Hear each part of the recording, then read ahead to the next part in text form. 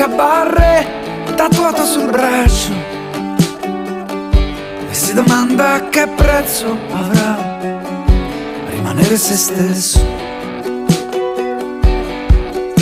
Lui spinge la propria vita in salita per ore e ha paura che il proprio sudore sia lo sforzo di un fesso.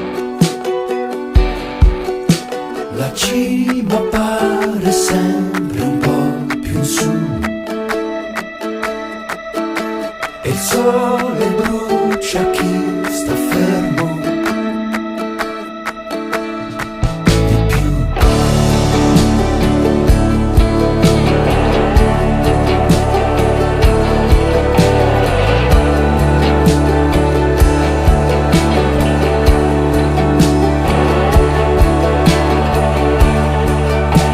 Giovanni ha una casa in campagna e ci paga le tasse.